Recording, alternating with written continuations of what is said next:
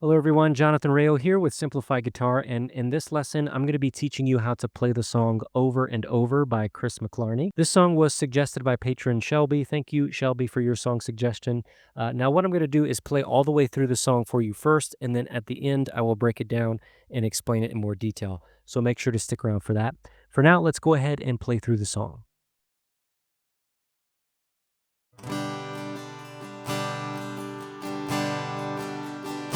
Oh, the beauty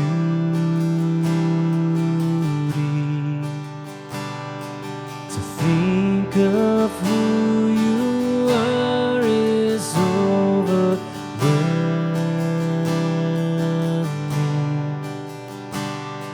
The promises you make, they will uphold me. How you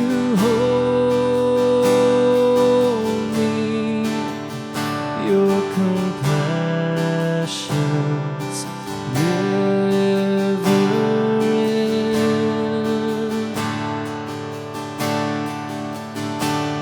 Your mercies are new over and over. Your mercies are new over and over, as surely as the morning comes. You're faithful. I'll sing of your love over and over. I'll sing of your love over and over. I'll sing with every setting sun. You're faithful.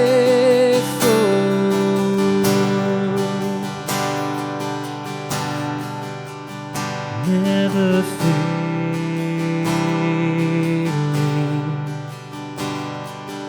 Every time I fall, you're there to catch me. When I try to run, your kindness chases me. How you chase me, your compassions never end.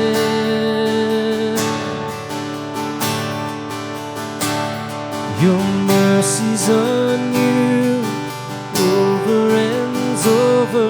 Your mercies are new over and over, as surely as the morning comes. You're faithful. I'll sing of your love over and over. I'll sing of your love over and over. I'll sing with every setting sun. You're faithful. Your favor will last for a lifetime. Your anchor will hold through the night. With every breath I will sing of your love, your love. Your favor will last for a lifetime. Your anchor will hold through the night. With every breath I will sing of your love, your love. Your mercies are new over and over. Your mercies are new over and over, as surely as the morning comes. You're faithful. I'll sing of your love over and over. over, I'll sing of your love.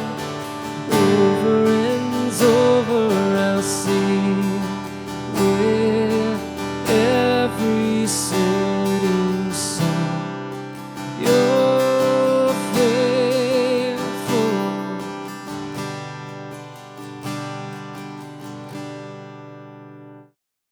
All right, now before I break this song down, if you would like to check out the chord chart for this song, you can click right up there to head over to my Patreon page.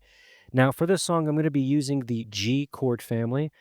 So I'm using the G chord, we have the C add 9 chord, we have an E minor 7, and we have a D over F sharp.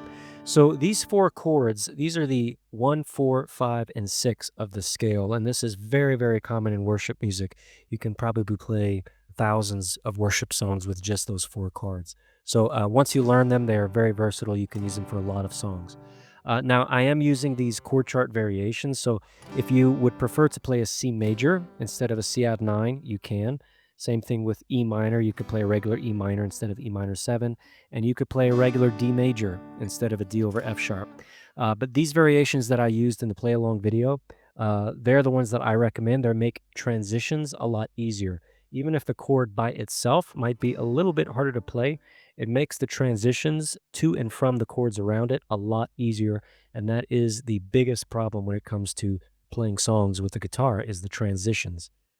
So that's why we use these particular chord variations. For the strum pattern, we're going to be using the sway pattern, which is a 3-beat pattern. So we have a down strum on each beat and then an up strum after beat 2 and 3. We also want to make sure that we're strumming nice and hard on that first beat. So we're putting emphasis on beat 1 and we're strumming softer on the rest. So that strum pattern would be like this.